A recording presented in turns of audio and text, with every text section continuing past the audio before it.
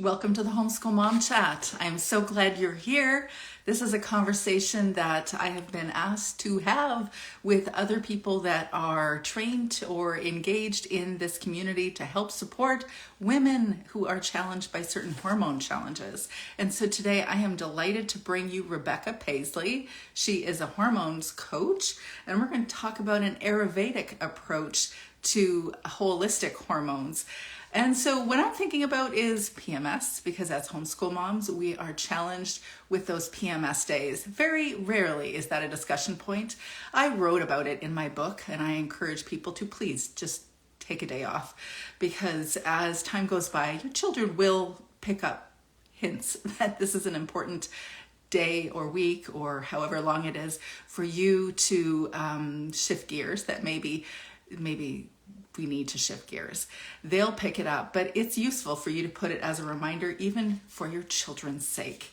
So if we haven't met, I'm Teresa Wiedrick. I'm the certified life coach and homeschool mentor found here on the Homeschool Mama Self-Care account, and also on my website, www.capturingthecharmedlife.com. I'm here to support you, homeschool mom, to help you shed what's not working so you can show up authentically, confidently, and purposefully. There's a Facebook Homeschool Mama support group that I check in with every day. I'm actually going over there at 2:15 p.m. PST every day. Today, I'm going to be having a conversation around a discussion point an anonymous member had shared about her scenario with her kids and how she feels like she's not good enough and not able to enable her kids to want to be in the doing the homeschool thing. So you're welcome to join me in that, the Homeschool Mama support group. There's also a paid support group on Fridays at 10 a.m. Pacific Standard Time. And in that group, I will be discussing this week Enneagram for homeschool moms, how we can use Enneagram in our homeschools. And this week on the podcast, I'm having a conversation about self-compassion tools for the homeschool mom, and I think that's really fitting for this conversation. In my experience as a homeschool mom of I've been a mom for almost 24 years if you're counting the pregnancy, which I definitely am.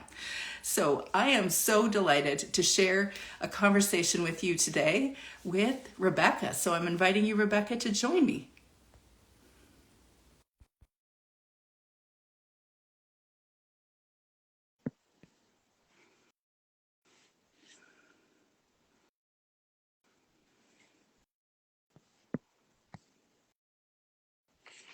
Hey, Rebecca. Hi, Nice to meet you.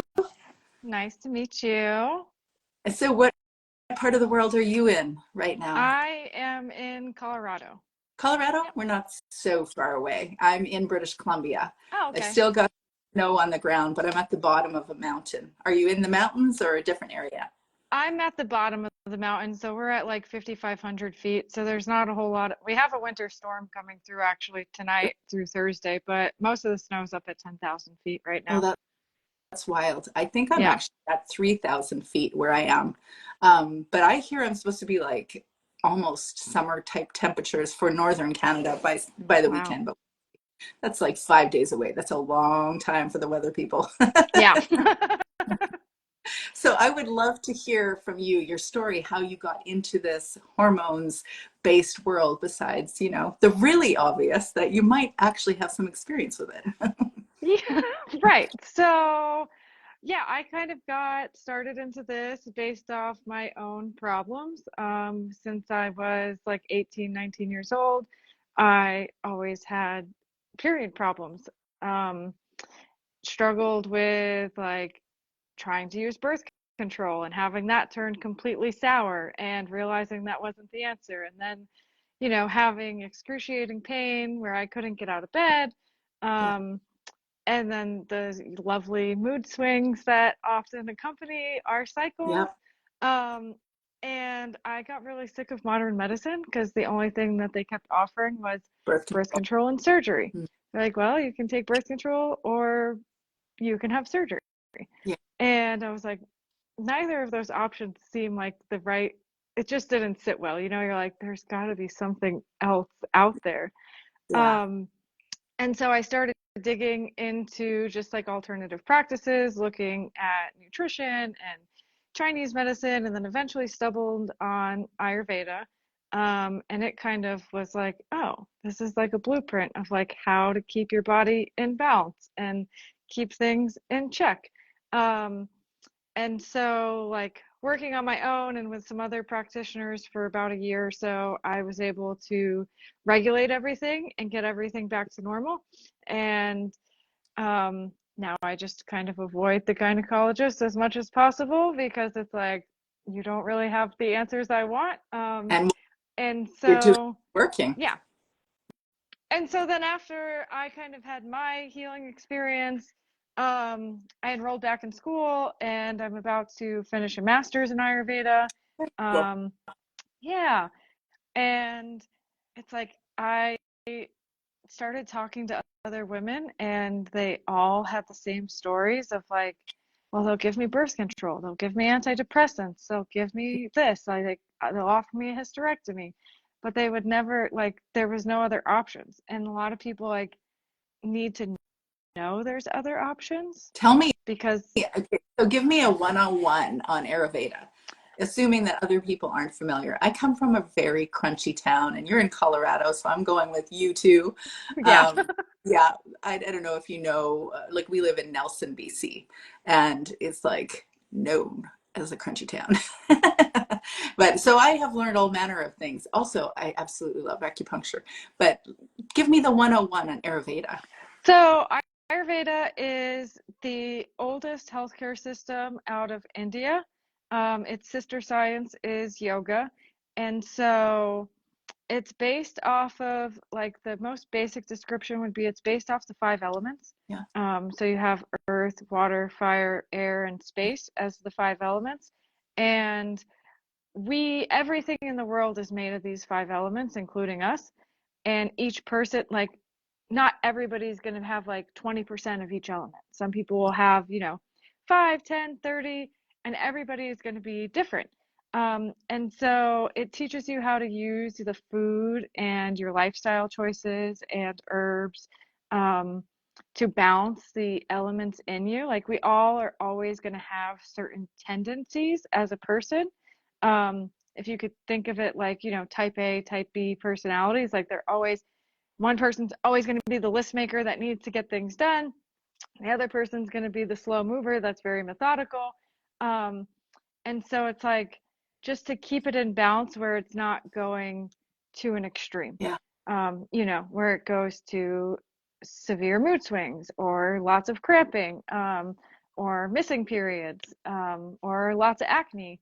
And so learning like what element the symptoms are related to, and then using the tools to say, oh, well, it's related to fire, so I need to cool off. Like I should take up, swimming or eat more coconuts or pomegranates and cooling foods, instead of eating spicy Thai food every night.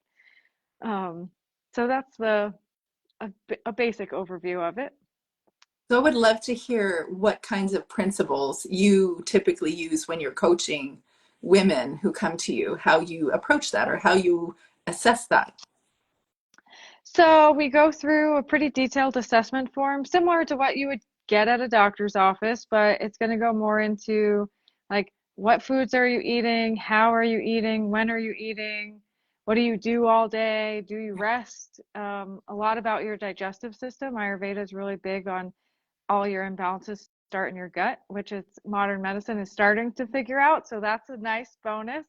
Yep. Um, and so going through all of that, and then you can kind of tell, like for instance, somebody that has a lot of fire in their chart and it's very out of balance is going to be the one dealing with the hormonal acne, the anger outbursts. They might have like acid reflux going on, burping, and stuff like that. And so you, by filling out the forms, like you can kind of see what's going on. And then, of course, you talk for like an hour, hour and a half about all the things happening in a day for them. Um, and so then it's like you start targeting that element for them. It's like, okay. And sometimes you realize that they haven't been living that healthy So there's lots of toxicity built up in the body. So you want to flush all of that out first, because it's like if something's toxic, we can't just start nourishing it. We have to clear out the toxicity and then nourish it. Mhm. So clear, because it's like if a pipe is clogged, you can't expect it to drain and Right. function how it's supposed to function. Yeah. Um, and so that's kind of the process. And then you start working on that specific element. A lot of times there's more than one element involved that's going out of balance for people. Um, and sometimes it's just one, but most of the time I see more than one going out of balance when I work with people. And so, yeah, you start tracking their food. Most people do like a 7-day food journal for me. And then you can start pinpointing, like, oh, these foods, if you cut them out, we'll start to notice a difference. Replace them with this, adding different types of spices to your food so that it's easier to digest and it cools the body down if you're dealing with the fire part of things. Um, and we just keep tweaking things because you'll get one thing to go away, but then there's still, it's a process. We didn't get here in a day, so fixing it doesn't happen in a day, Yeah. which I think is like sometimes hard for people to wrap their brain around because modern Modern. medicine's like, oh, you Yes. have a pill and you'll be fixed tomorrow. Yeah. And Um, experience, I had a similar, I mean, I don't know your exact journey in this, but I also had that experience that I don't remember why they were trying to regulate my hormones after I'd had a couple kids, and somewhere in there I've already had kids, and then they also suggested that I take birth control, and so I did that for, I don't know, 6 months, 9 months, but I felt horrible on it. And I've since learned that a lot of people feel horrible on it. Not everybody has the same experience, but I certainly did. So I don't know if that was yours, but I said, you know what, I'm good. I don't yeah, want to feel like this. I would rather feel like the other yucky way, which wasn't regulated, than whatever this yeah. is. And Because at by least the when way, you're not masking it with any type of pharmaceutical or birth control thing, you have a baseline. But when you're taking something else, like from the pharmacy, you don't know, is it just how I am, or is it the medicine doing it? And so it's yeah, like when you can go as natural as possible and get that baseline, it's like, okay, now I know X, Y, and Z are the problems, and this is what is, you know, working with somebody to find out what's causing those problems. yeah. And I don't know if you know this, probably people in my world know this, but I'm actually a trained registered nurse. And that's where I was working, was in obstetrics, postpartum, pediatrics, Mm-hmm. um, a lot of this. And also I'm married to a physician. So it's not for me, dismissal of Western medicine. It is, I think it's like flying over, it's not going into the depths of what's really going on. And the present focus, there's probably a variety of focuses in medicine research, of course, but there is this one that we just alluded to about gut health and how that influences your mental health state. And Mm-hmm. that's fairly new. They are honoring the gut as the main brain, or as the primary brain. It's influencing how you feel. So what you put in your gut is influencing how you're feeling. And that's not woo woo anymore. Yeah. That's research. Yeah. Mm-hmm. Yeah, no, and it's nice to see that they're getting the research to back up a lot of like what these ancient medicines, whether it's Ayurveda or Chinese medicine, have been saying for thousands of Yeah. years. Because it's like, all right, now people are like, oh, okay, there's something to this. Yeah. And realizing maybe running to the doctor for every little thing isn't the solution. Like, oh, I could probably fix this by avoiding a certain food or adding a different food in. But definitely not dismissing the Western medicine model. I think there's a time and a place for it. Um, My husband but emergency. So I always say, I really do have great appreciation for, acupuncture, Chinese medicine, or chiropractic, or mhm, massage, or all sorts of different things. And also, I know that if I'm going to be in a car accident, I'm not going to be brought to my homeopathic whatever doctor. Yeah. So yeah, so we have a time and a place for everything. Hmm. Coincidentally, not coincidentally, I just had lunch and then I forgot to take the supplements that I typically take that really do help to maintain my hormones Hmm. over the last few years. So I actually forgot because we're chatting. Oh, yeah, that happens. So that's I'll also have to something get I on it. deal with clients is them getting used to taking something and Mhm. remembering like, oh, I have to take it this amount of times. And so, yeah, it's I'm definitely, yeah, I'm motivated because a few weeks ago, like I'm obviously in the perimenopausal phase. A few weeks ago, I forgot to take them, and over a few days, and wow, did I feel it! There was just a huge, like 2 week mess of just like, you have PMS and you think that's bad. And I also had some wicked PMS experiences, hmm like you not getting off the bed and whatnot. Then I had babies and it really did make it less painful, but they lasted longer. That's okay. mm, Cool with it being long if it was not painful. And then now I've had my babies. That was its own experience. Fast forward to perimenopause, and it is one giant roller coaster. Like there's so many possible things going on. One big last hurrah. yeah. Yep, your body's like trying to figure out how to get to that next phase of life. Yeah. And it's definitely a Exactly. process. I loved what you were sharing. You're not just speaking to nutrition and what your gut health is speaking or what it's declaring and what it's asking you to do, but you're also speaking about different activities. What are some activities that you notice, or is it all the activities in a person's day? Um, I mean, it has to do with like how they manage their day a lot of times. So you get, like, I think you said something right in the intro about rest and taking the day off. Um, that is literally something tell, I think I tell every single client because we all do it. We pack our schedules completely Yeah. full and then we have no time to just like sit and breathe. And so a lot of like what I do is take activities away from them. It's like, all right, you need to stop. Like, you have to eliminate something so you get an hour. Yeah. And then, like, once they're used to the hour, it's like, all right, we're going to do this on another day of the week too. You need more than just 1 hour in your 7 days. Um, and so that's like the biggest thing. And then a lot of the other stuff is like creating a morning routine, Mm, whether it's a 5 minute or an hour long routine, whatever works for their schedule. Some people do a 5 minute routine Monday through Friday, Saturday.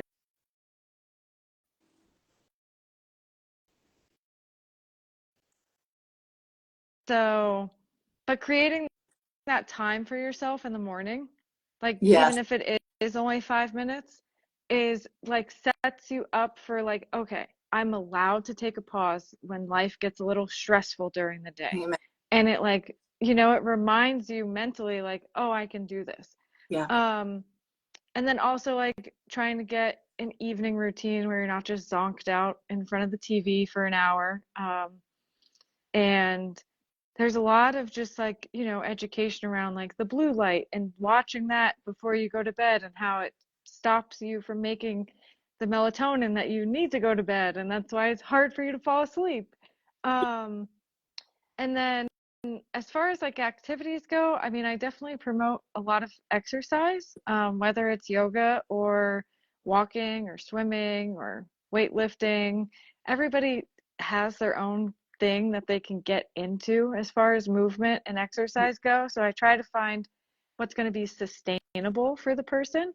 And if Yeah. they've never really exercised, it's like, go try a bunch of classes. Try a different class each week and see which one is like fits you. Yeah. And for the moms that are like, I can't afford it or I can't leave my kids, there's like, one of my 18-year-old daughter, I have three girls and a boy, and my 18-year-old had shared with me, Mom, you should check out this pop sugar thing. You would really love it on YouTube. And I'm sure everybody would be surprised, but I really do. So much fun. All these gals dancing, and I'm like, yeah, I love this. I don't even know what this music is, but so much fun. Yeah. Yeah. Yeah. We There's lots of free YouTube stuff. There's like a million different yoga instructors on there and um, dance. You can find weightlifting people that use stuff in their home. I've seen some moms with newborns do recorded workouts where they're actually like playing with the newborn, but using them as like the weight for different things. Yep. So that's always been a fun one to see. I'm like, that's the perfect way because yeah, you can't just leave a newborn in the room for an hour while you do your exercise. You It's just find a way to include them in it. Yeah, my husband always, I have loads of photos where he's doing one hand exercise and routines with the kids. Yeah, that wasn't me.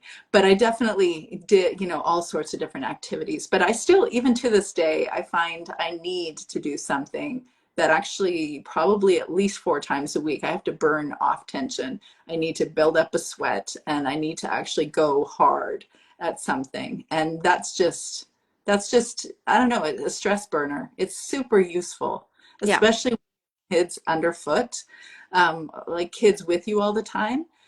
It's a great example for them, but it really does help burn off tension or stress. Hmm. Yeah, it's good for stress release and gets the circulation Yeah, going. And, yeah, it's like if you're not moving, everything's just stagnating in your body. Um, and so it's like even if you just go on a 20-minute walk yeah, every day, throw the kids in strollers or on whatever toy they're most into, a bike or scooter or whatever, and go on your 20-minute walk. yeah. Um, Habit. yeah. Yeah. I see that Whitney has added a couple of thoughts here. I'm wondering if you want to respond to it.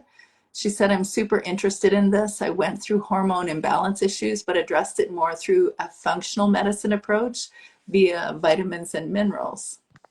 So that's another way to deal with the hormone imbalance. I definitely add minerals into a lot of people's protocols, especially magnesium seems to be something a lot of people are lacking in.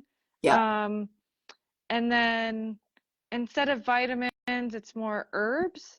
Um, it just depends on like the person's diet and how willing they are to change it also, because at that point, if they're not eating very well, but they're also not willing to change it that much, then yeah, you're going to have to add the vitamins in because they're not getting them any other way. And plus, it's like what I always tell people, it's like diet and lifestyle will balance everything out, but the vitamins, the minerals, the herbs like speed up the process. And mm, so it's like you can get there faster and start to maintain it while you start to, because it's hard to change your diet or your lifestyle. You've been doing it for 30 years, 40 years, however long, trying to pick up a new activity, or even a mom that is just getting her cycle back after giving birth. It's like you're in a whole new role.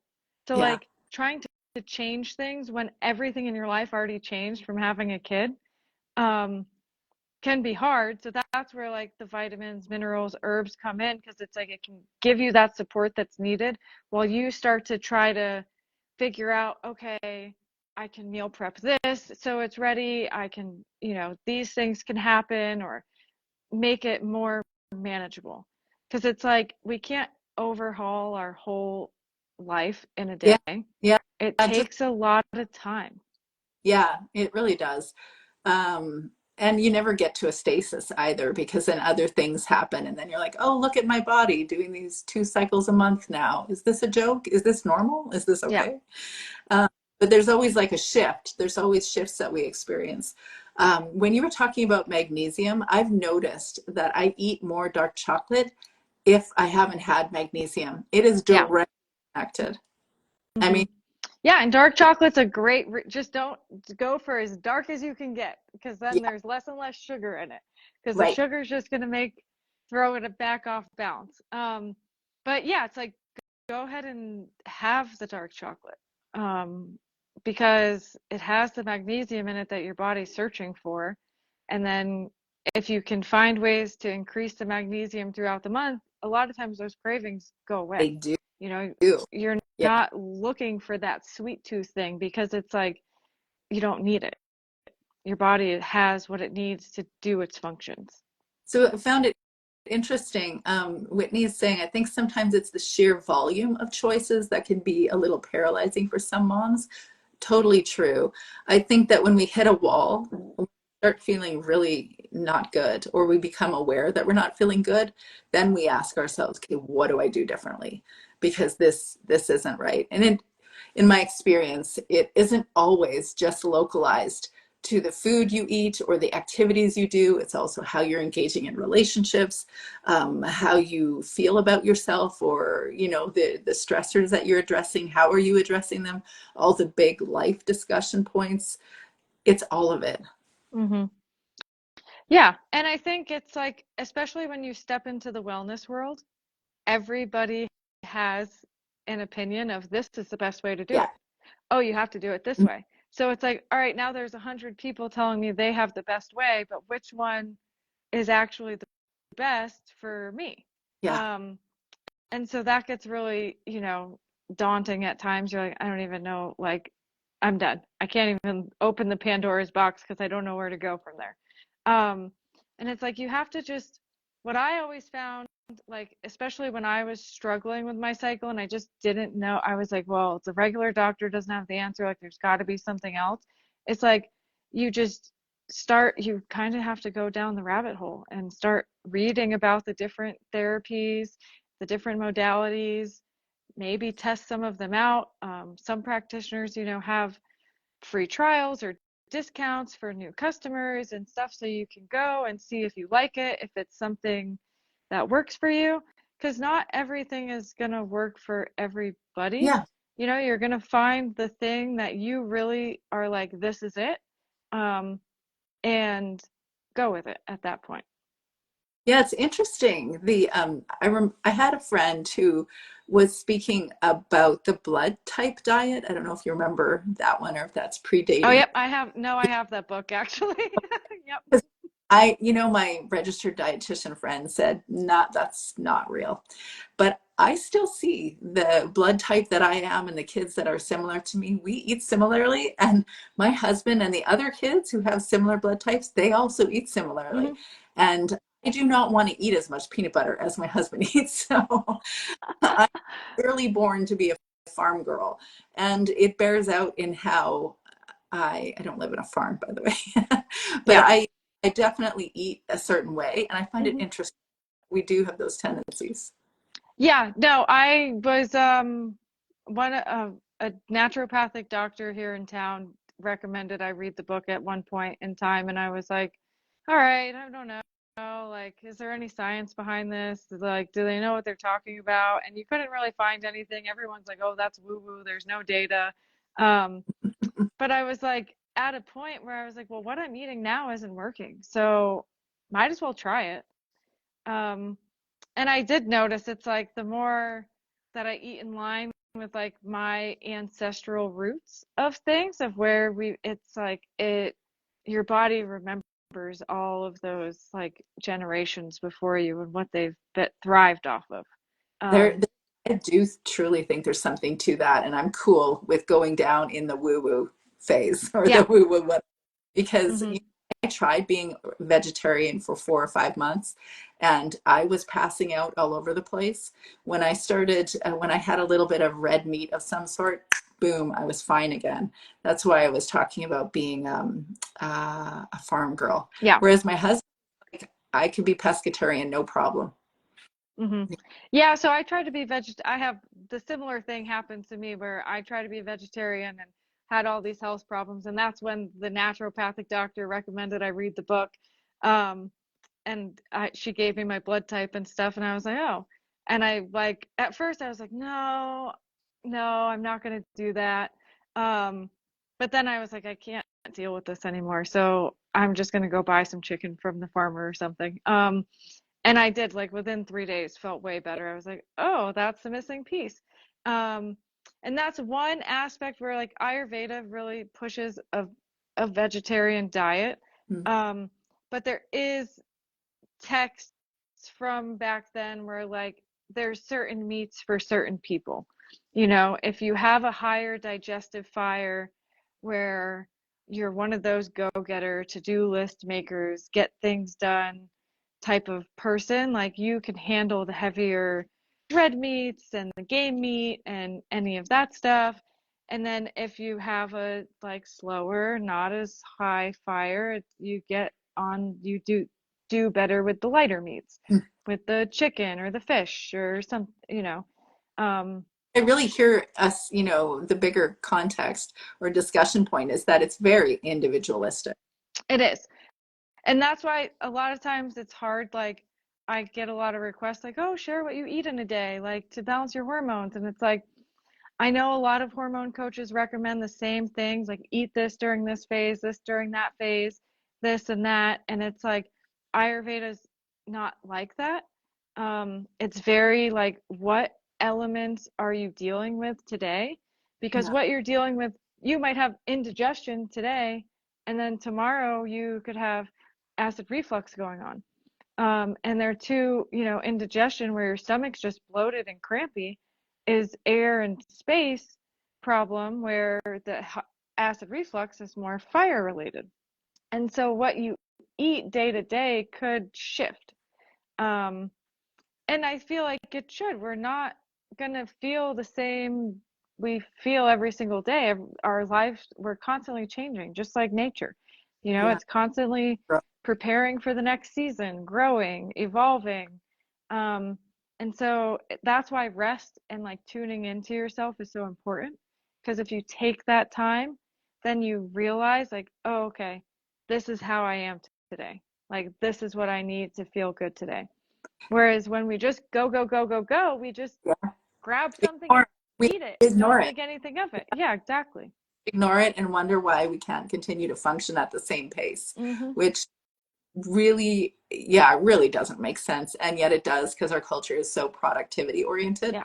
And, and yet it's not a reality for our actual physical habitus. Hmm. I I wish I could have existed in the day where we had the big red tents. Like this is like ancient. But Hmm. I'm like, for a week, I just want a red tent, no kids, no responsibilities. I want to just whine and I complain and was just, just telling this to my partner last night because I was like, women that hang out with each other, their cycles sync yes. up. And like, they'll all bleed at the same time. And he just kind of looked at me. He's like, that's weird. And I was like, but it's the way it is because then we would all go to the tent and have companionship in that time where everybody understood what was going on and the village would take care of whatever you had going on at home. And then it made more sense to him. He's like, oh, okay. You wouldn't want to be in a tent by yourself. Yeah. Yeah. So that's interesting. Your husband or your boyfriend is learning that. My youngest is 15 and he has much experience with three older sisters and a Oh, mom, yeah. all Hmm. sorts of conversation. We'll be well prepared for the future. Yeah.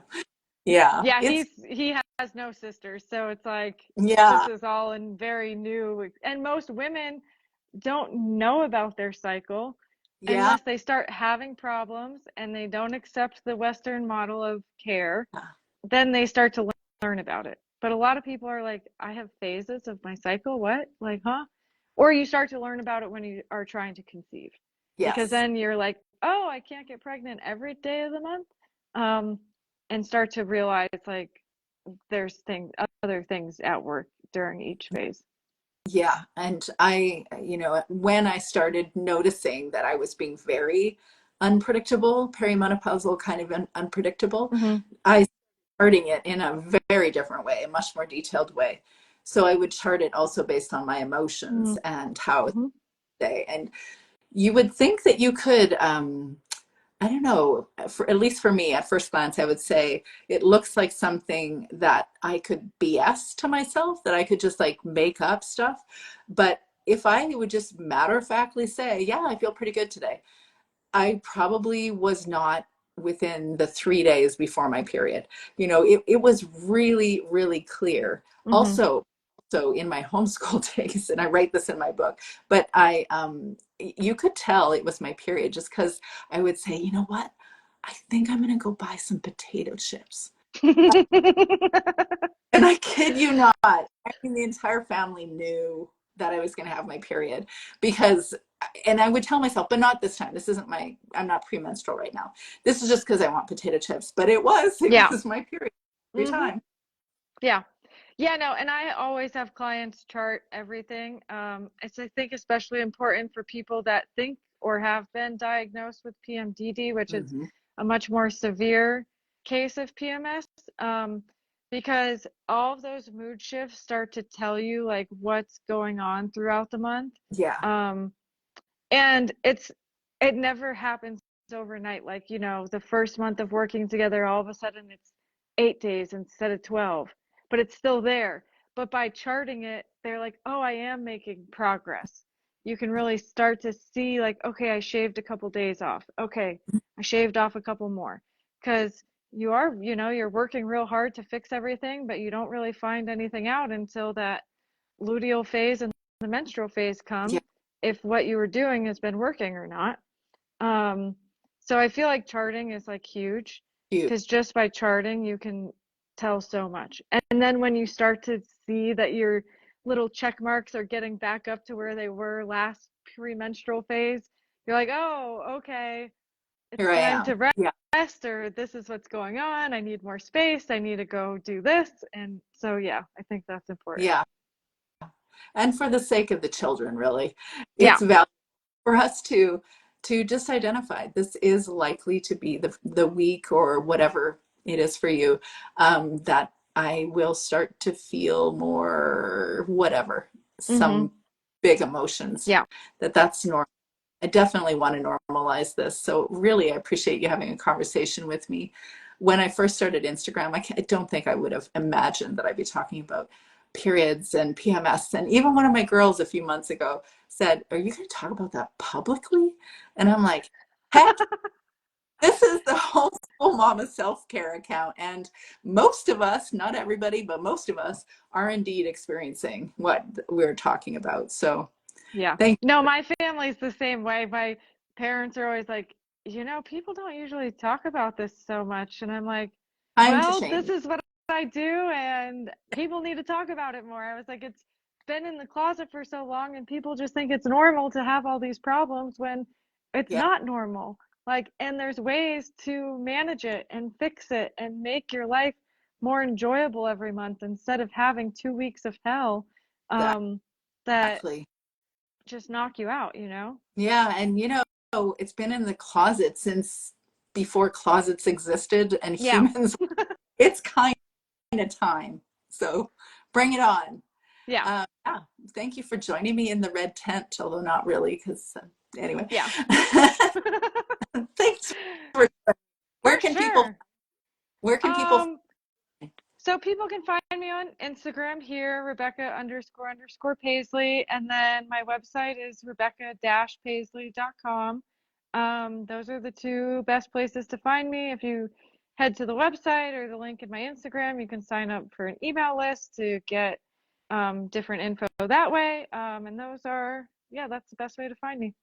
do you know the one other discussion point I just want to make sure to bring up is that when I first started going into this entire area of health, or I don't know, whatever you want to call it, but for me, I would just call it health.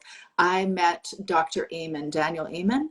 He's the author of Change Your Brain, Change Your Life. I've He's actually a, heard of the book. I yeah, don't think I've heard of his name he necessarily. has many books now, and he is a psychiatrist who um, he created a brain scan and he introduced brain scans into psychiatry, which is not something that they did. Yeah. And he is very keenly aware of everything we're speaking to and how the food choices you make and um, all the different elements of your life are contributing to how you're feeling and experiencing your life. Hmm. And the that he really impressed upon me, which many have heard me say, but is for us to consider our thoughts, to actually ask ourselves what we're feeling, what are the thoughts behind that feeling, what's the story we're creating behind the thoughts. And I know it's not him, that it was Byron Katie that came up with these questions, but he introduced it to me. And it is really the reason I entered into the space. I do think that us, even though we're having these consistent experiences as females, um, these cyclical shifts, we can go into a dark, really unhappy or agitated, or however you experience it, space. But when we're in that agitated space, it's not true, whatever we're experiencing there. I believe it's true. It's just we're Hmm. from a grayer perspective. It's an opportunity for us to use whatever that is as a growth, a growth jumping point or growth jumping off point. Bad grammar, but a way for us to grow or to clarify a relationship or something. So instead of looking at ourselves as, oh, I'm just whatever, challenging at that time of month, actually, no, maybe it's actually useful for you as a clarifying purpose. Yeah, somebody I've worked a lot with that also is in this field described it to me in a good way. It was like that time right before you start to bleed, the veil is a lot thinner between like the two, your spiritual like alignment purpose and your physical reality. And so sometimes we experience these like severe depressions or mood swings or anger outbursts because we're not fully in alignment with what we're here to do. And so it's like, it's kind of that other world tapping in, being like, hey, I'm like, you need to pause and just ask yourself some questions and really tune in. Like, are you on the right direction? Or do you need to shift a couple things to get on the path you're here for? Yeah. Um, Cool. yeah. Yeah, that's my experience. So instead Hmm. of looking, oh, that's my bad week or no, actually, no, it's your useful growth week. Yeah. Your nice self-reflective week where you can like take a review of the month, like, okay, am I still on track for what I'm trying to achieve? Are my relationships in order? Is there some stuff I haven't brought up because I've been nervous? Do I need to bring it up? Yeah, And prepare to bring it up when you're more clear-headed once you enter your menstrual phase or the after you're done bleeding, and then bring it up. But get aware of and take that pause. It's yeah, all about the yeah, resting pause phase to really get a clearer vision of what's going on. yeah. Acknowledge what's true. Yeah, I actually have, hi Rachel, my daughter. I actually have a thought care checklist, which was the very first resource that I created that includes these questions. So if anybody Hmm. wants to get the series of questions that I shared, you're welcome to ask me and I'll get that for you. Nice. But I really appreciate this open conversation about this. Let's like, let's just make this real for everybody. Bring it back. I'm 100% with you. We Yeah. should be talking conversation points. Yeah, for sure. Thanks for having me on. Yeah, it's a delight. Yeah. See you in the red tent. All right. Sounds good. Okay. Talk to you soon. Bye, everybody.